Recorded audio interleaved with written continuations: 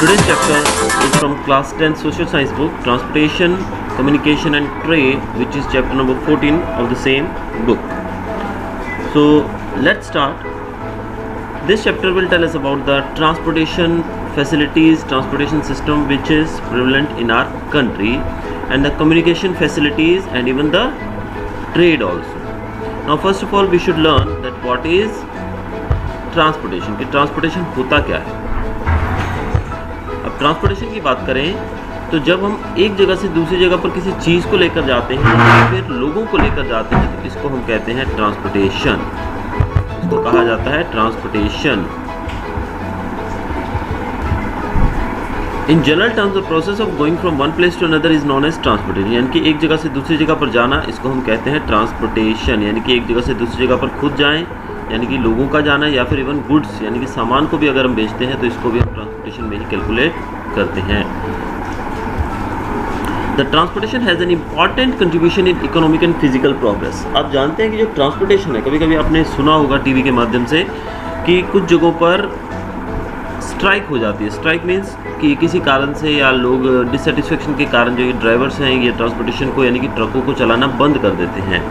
उस स्थिति में हमारे साथ क्या होता है आप जानते हैं, हर एक चीज़ का दाम जो है बढ़ जाता है, क्योंकि जो चीज़ जहाँ पर ज़्यादा है उस चीज़ को वहाँ से दूसरी जगहों पर ट्रांसपोर्ट किया जाता है ताकि उन जगहों पे वो चीज़ें पहुँचाई जा सके जहाँ पर उसकी कमी है। जैसे कि आप एक ही स्टेट के अंदर, एक ही डिस्ट्रिक्ट के अंदर आपको सब चीज़ें नहीं मिल सकती है, एक ही शहर के अंदर आपको सब चीज़ें नहीं मिल सकती हैं, तो बाकी चीज़ें जो हैं हमें दूसरी स्टेट से मंगवानी पड़ती हैं, दूसरे डिस्ट्रिक्ट से मंगवानी पड़ती हैं, दूसरे शहरों से मंगवानी पड़ती है, दूसरे गाँव से मंगवानी पड़ती है। और ये सब जो काम होता है ये किया कैसे जाता है, ये किया जाता है with the help of transportation, यानी कि ट्रकों के माध्यम से इसको एक जगह से दूसरी जगह ले जाया जाता है।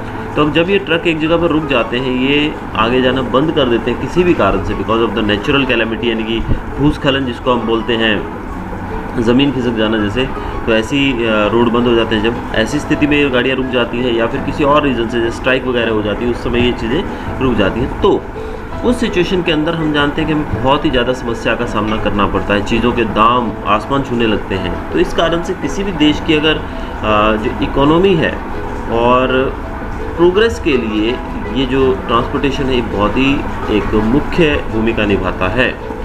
ट्रांसपोर्टेशन के कारण ही जो चीज़ों का आदान प्रदान, लोगों का आना जाना एक जगह से दूसरी जगह पॉसिबल हो पाता है।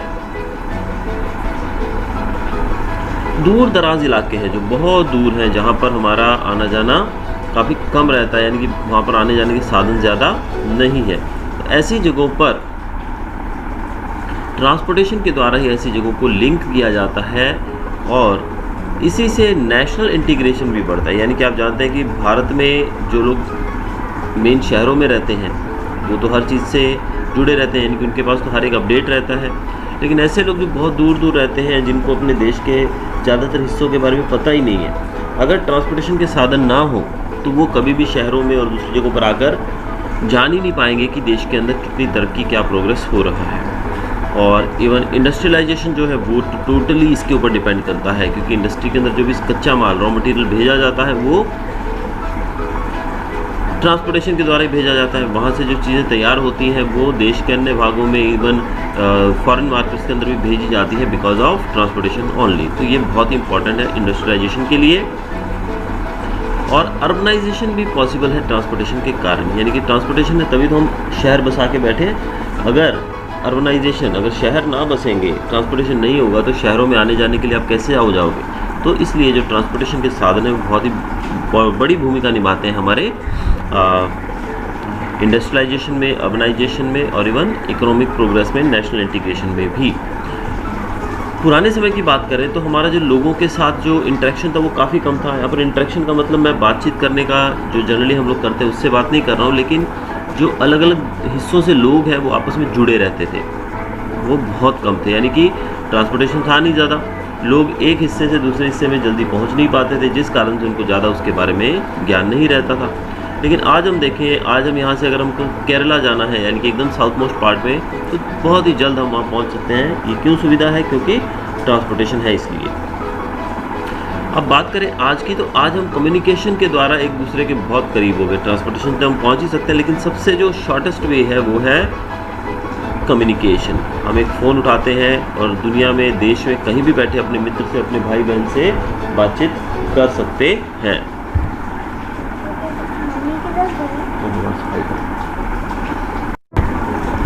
अब कम्युनिकेशन के साधन जो है उसके बढ़ने से हमारे जो मैसेजेस हैं वो एक दूसरे तक बहुत ही जल्दी पहुंच जाते हैं। जब हम आज़ाद नहीं हुए थे तो उस समय हमारे जो विचार थे वो काफ़ी एक दूसरे तक पहुंचाने में हमें दिक्कत होती थी, यानी कि हमारे विचार जो थे वो एक दूसरे तक बहुत अच्छे से नहीं पहुंच पाते थे, क्योंकि ना ही ट्रांसपोर्टेशन के ज़्यादा साधन थे और ना ही कम्युनिकेशन के साधन थे जैसे कि आज हैं। आज आप जानते हैं कि सरकार को व्हाट्सएप जैसी चीज़ों पे, इवन फेसबुक जैसी चीज़ों पे काफ़ी पाबंदियां लगानी पड़ती हैं कुछ एरियाज़ में जब वहाँ पर स्थिति अच्छी नहीं रहती है। जैसे कि जम्मू एंड कश्मीर में जो इंटरनेट सुविधाएं हैं वो काफ़ी समय से बंद थी और शायद अभी भी बंद ही हैं। वो क्यों होता है? बिकॉज सोशल मीडिया के माध्यम से जो इन्फॉर्मेशन है, यानी कि जो कम्युनिकेशन के साधन है, इससे इन्फॉर्मेशन एकदम जैसे जंगल में आग की तरह आग फैलती है, उसी प्रकार से जो इन्फॉर्मेशन है ये एक्सचेंज हो जाती है। और इसका उपयोग कुछ लोग गलत तरीके से भी करते हैं, कुछ लोग इसको एक नेगेटिव मैसेज यानी कि भड़काऊ मैसेजेस देने के लिए भी करते हैं। इस कारण से जो कम्युनिकेशन है वो एक ऐसा साधन है जो हमारे आइडियाज़ को, हमारे विचारों को एक दूसरे के साथ आदान प्रदान करने में मदद करता है और हमें एक दूसरे से जोड़ता है, हम कहेंगे, क्योंकि भारत में रहने वाला हर एक व्यक्ति भारतीय है।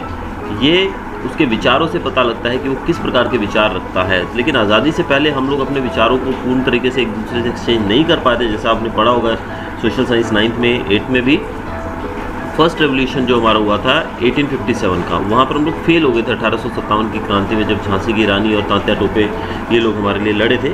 उसका मेन कारण क्या था? मैं तो कहूँगा कि सबसे इम्पॉर्टेंट कारण था उसमें जो एक्सचेंज था एक दूसरे के साथ व्यूज़ का, मैसेजेस का, वो प्रॉपर नहीं हो पाया, यानी कि लैक ऑफ कम्युनिकेशन। हर एक नेता जो था, हर एक लीडर जो था, हर एक राजा था उस समय, वो किसके लिए लड़ रहा था, क्या करने के लिए लड़ रहा था, उसकी प्रॉपर जानकारी नहीं थी। पब्लिक का व्यू क्या था, लोग क्या चाहते थे, हमारा राजा क्या चाहता है, ये लोगों को भी नहीं पता था। तो इस गैप की वजह से वो हमारी जो थी रिवॉल्ट, वो फेल हो चुकी थी। इवन मेल्स, टेलीफोन, सेलफोन्स जो हैं आज करके, इंटरनेट सर्विसेज, ये सब जो है आज बहुत ही ज़्यादा वाइडली यूज़ हो रही हैं। जैसे कि आप अभी पढ़ रहे हैं, आपकी पढ़ाई करते हैं कि आप जानते हैं कि आप एक एप्लीकेशन जिसको हम गूगल मीट कहते हैं, आप उस पर पढ़ाई कर रहे हैं। ये अगर नहीं हो, अगर कम्युनिकेशन का साधन, तो मेरे ख्याल से हमारी पढ़ाई ये लॉकडाउन के दिनों में तो बिल्कुल ही ठप हो जाए। India has launch satellites for the space research. हमारी स्पेस रिसर्च के लिए भी हमने सैटेलाइट्स भी छोड़े हैं ऊपर। This has improve the telecommunication services very much. इससे हमारी टेलीकम्युनिकेशन सर्विसेज हैं वो काफ़ी सुधर गई हैं। आप जानते हैं पहले हम लोग एक दूसरे से बात करने के लिए लैंडलाइन फ़ोन्स का यूज़ करते थे, जिसका उपयोग सिर्फ घर के अंदर ही होता था। अगर आप घर से बाहर हैं और बात करना चाहते हैं तो you are not able to talk to that person. तो इस कारण से वो फ़ोन की लिमिटेशन थी कि वो एक ही जगह पर रह सकता है। लेकिन मोबाइल फ़ोन्स के आने से काफ़ी बदलाव आया है। मोबाइल के आने से हमें एक किसी भी व्यक्ति से कहीं भी हम कांटेक्ट कर सकते हैं, तो एक अच्छी सुविधा है। Then next comes the trade. Trade is a tertiary economic activity. Trade encourages production activity. No country can ever be self-reliant totally, so it has to make exchanges with other countries. For example, the agro products of India are sent to the Middle Eastern countries and we import date palms and mineral oil from them. Trade, जिसको हम कहते हैं व्यापार, व्यापार जो है वो बहुत ही इम्पॉर्टेंट एक एक्टिविटी है इकोनॉमी के अंदर। अगर हम व्यापार नहीं करेंगे, ट्रेड नहीं करेंगे, तो हमारे देश की जो आगे बढ़ने की जो रेट है वो कम हो जाएगी और हमारी डेवलपमेंट, मैं कहूँगा, बिल्कुल ही रुक जाएगी। अब इसका कारण क्या है? इसका कारण ये है कि कोई भी देश जो है वो टोटली सेल्फ रिलायंट नहीं हो सकता है। सेल्फ रिलायंट का मतलब होता है आत्मनिर्भर। क्या हम लोग सब कुछ पा सकते हैं अपने आप? नहीं पा सकते हैं। इसके लिए हम अगर एक एग्जांपल लें कि अगर आपके फादर डॉक्टर हैं, तो आप डॉक्टर हैं यानी कि दवाइयाँ और बाकी सब चीज़ें, मेडिसिन का खर्चा, ये चीज़ें आपके घर में कम होगा, लेकिन उसके अलावा आपको राशन, कपड़े, जूते और बाकी सब चीज़ों के लिए तो दूसरों पे डिपेंडेंट रहना पड़ेगा। तो उसी प्रकार कोई भी देश जो है वो सेल्फ डिपेंडेंट टोटली नहीं हो सकता है। कहीं ना कहीं तो उसको कुछ ना कुछ चीज़ें तो दूसरे देशों से एक्सचेंज करनी ही पड़ेगी किसी न किसी तरीके से। जैसे कि भारत एक एग्रीकल्चरल कंट्री है, तो भारत में ज़्यादा जो एग्रीकल्चरल प्रोडक्ट्स होते हैं, और हम जानते हैं कि मिडिल ईस्ट मतलब जो ये दुबई साइड के लोग देश हैं, जो अरब कंट्रीज़ हैं, हम जानते हैं कि वो रेगिस्तान है पूरा का पूरा। तो रेगिस्तान में खेती ना होने की वजह से उनके पास खाने पीने की चीज़ों की कमी है, इनके एग्रीकल्चर प्रोडक्ट्स कम है।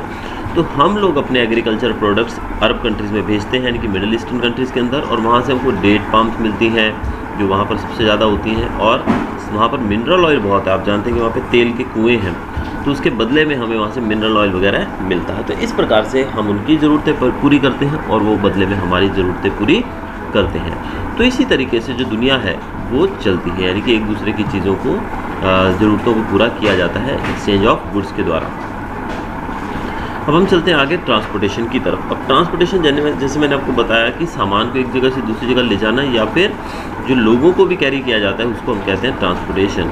अब इंसान जो था पुराने समय में एक वॉन्डरर्स लाइफ जी रहा था। वॉन्डरर्स लाइफ मतलब भटकता हुआ इंसान जो होता है। जैसे हम जानते हैं कि अर्ली मैन था, वो एक जगह से दूसरी जगह भटकता रहता था खाने की तलाश में।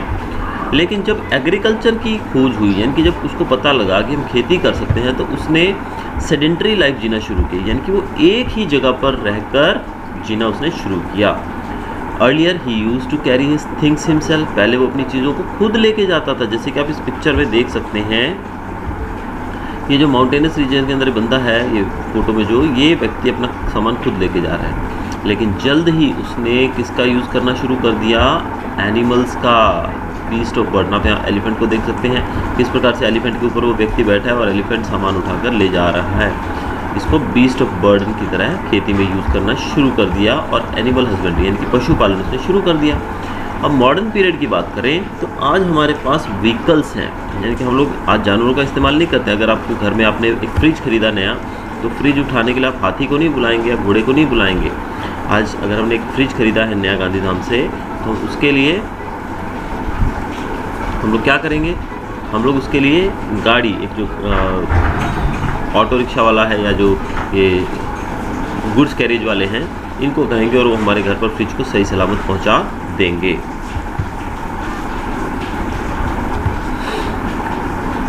The types of transportation are affected by factors. अब ट्रांसपोर्टेशन को कुछ चीज़ें इफेक्ट भी करते हैं, यानी कि आप जानते हैं कि सब जगहों पर आप सेम ट्रांसपोर्टेशन का उपयोग नहीं कर सकते हो, आसानी से हर जगहों पर नहीं कर सकते हो। यानी कि इसको कुछ चीज़ें हैं जो इसको इफेक्ट करती हैं, इसके ऊपर प्रभाव डालती हैं, इसके ऊपर प्रभावित करती हैं। वो क्या है? सबसे पहला है लोकेशन, कि उसकी लोकेशन क्या है जगह की। दूसरा है वहाँ का क्लाइमेट, यानी कि वहाँ का मौसम कैसा है। तीसरा वहाँ पर रिलीफ, यानी कि वहाँ पर जो ज़मीन है वो किस प्रकार की है, यानी कि टाइप्स ऑफ लैंड फॉर्म, यानी कि प्लेन रीजन है, माउंटेनस रीजन है, कोस्टल एरिया है, क्या है वो। और अगला है हमारा जो पॉइंट वो है ह्यूमन पॉपुलेशन, कि वहाँ पर पॉपुलेशन कितनी है। ये सब चीज़ें ट्रांसपोर्टेशन को इफ़ेक्ट करती हैं। अब इनको हम एक एक करके भी पढ़ेंगे। वैसे जैसे कि आप जानते हैं ट्रांसपोर्टेशन के लिए जो सबसे पहला मैंने यहाँ पर पॉइंट उठाया लोकेशन। लोकेशन का मतलब यहाँ पर कि कैसी जगह पर है वो, उसकी जगह क्या है। तो अगर वहाँ पर किस प्रकार की जो फैसिलिटी है ट्रांसपोर्टेशन की वो देनी संभव होगी, आसानी से दी जा सकेगी, वो डिपेंड करता है लोकेशन के ऊपर। फिर क्लाइमेट, अगर वहाँ का क्लाइमेट किस प्रकार का है वो भी हमें देखना पड़ेगा। अगर बहुत ही ज़्यादा ठंडा क्लाइमेट है, यानी कि बर्फ़बारी होती है जैसे आप जानते हैं, तो वहाँ पर हमारी जो रोड्स हैं वो बनाने के बाद उनको मेंटेन भी करना पड़ेगा। या फिर हम अगर बहुत ही ज़्यादा गर्म क्लाइमेट है, जैसे कि हम देखते हैं कि राजस्थान जैसा जो डेजर्ट एरिया है, अब ऐसी जगहों पे आपको रोड बनाते हैं तो रोड का मेंटेनेंस बहुत ज़्यादा रहता है, क्योंकि रेतीली मिट्टी जो रेत रहती है, सैंड रहती है, वो हवा के साथ उड़कर रोड के ऊपर आ जाती है और पूरा का पूरा उसको ढक देती है। और वहाँ पर कभी कभी तो ऐसा लगता है कि रोड बीच में है ही नहीं, वो हमको ढूंढना पड़ता है। रिलीफ वहाँ की ज़मीन के प्रकार पे डिपेंड करता है। जैसे कि पहाड़ी इलाके हैं तो वहाँ पे रेलवे लाइन बिछाना बहुत महंगा पड़ता है, तो वहाँ पर आप नहीं बिछा सकते रेलवे लाइन। तो उस जगह को हम कैसे जोड़ेंगे? या तो हम हवाई मार्ग के द्वारा उस जगह को जोड़ेंगे या फिर रोड के माध्यम से जोड़ेंगे। और आप जानते हैं लंबी दूरी के लिए रोड कन्वीनियंट नहीं रहता है लोगों के लिए। चौथा है हमारा पॉइंट ह्यूमन पॉपुलेशन। अगर वहाँ पर पॉपुलेशन बहुत कम है और हम वहाँ पर रेलवे लाइन बिछाने का और सब चीज़ों का खर्चा करें, जब पॉपुलेशन वहाँ पर कम है तो वो चीज़ भी अफोर्डेबल नहीं रहती है। लेकिन अगर पॉपुलेशन ज़्यादा है, यानी कि उसका इकोनॉमी में ज़्यादा हाथ रहता है, तो वहाँ पर हमें एक अच्छे ट्रांसपोर्टेशन के साधन देने की कोशिश करनी चाहिए। मोर सम कल्चरल फैक्टर्स लाइक, कुछ कल्चरल फैक्टर्स भी है जैसे कि technical development, economic development, market and capital investment, political decisions, ये सब चीज़ें भी एक बहुत ही इंपॉर्टेंट रोल निभाते हैं ट्रांसपोर्टेशन के साधनों में। Transportation is carried out by roads and railways in plain region, जैसे कि रोड और रेलवे के द्वारा प्लेन रीजन, यानी कि नॉर्दर्न प्लेन्स हैं जैसे हमारे जहाँ पर प्लेन रीजन है, वहाँ पर ट्रांसपोर्टेशन कैरी किया जाता है किसके माध्यम से, रोड और रेलवे के माध्यम से। In mountainous regions animals and man are used, यानी कि अगर माउंटेन्स की बात करें तो वहाँ पर एनिमल्स का यूज़ किया जाता है, जैसे आप जानते हैं हिमालय में याक का यूज़ किया जाता है ट्रांसपोर्टेशन के लिए, और लोग भी सामान लेकर जाते हैं। During ascent to Everest, Bhutia people, जब आप एवरेस्ट के ऊपर चढ़ते हैं उस समय वहाँ के जो लोग हैं ट्राइबल, वहाँ के जो लोग हैं उनको भूटिया लोग कहते हैं। तो भूटिया लोग जो है वो वहाँ पर हमारी मदद करते हैं, क्योंकि दे आर बेटर माउंटेनियर्स, वो हमसे अच्छे माउंटेनियर्स होते हैं, इसलिए उनको सब पता होता है कैसे ऊपर चढ़ना है। तो वो लेबरर्स की तरह काम करते हैं, क्या लाने का, गुड सामान का। बिसाइड्स इसके साथ साथ एलिफेंट्स हो गए, म्यूल्स हो गए, खच्चर जिसको बोलते हैं, हॉर्सेस, ये माउंटेनस रीजन्स में यूज़ किए जाते हैं। फिर डेजर्ट में हम देखें तो कैमल का यूज़ किया जाता है।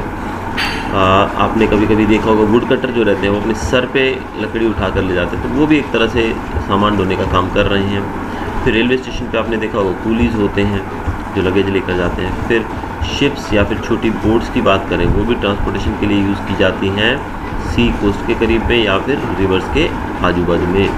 तो ये थे हमारे ट्रांसपोर्टेशन के बारे में कुछ बातें हमने सीखी यहाँ पर कि ट्रांसपोर्टेशन किस प्रकार से होता है, हम लोग पहले कैसे करते थे और अब कैसे कर रहे हैं।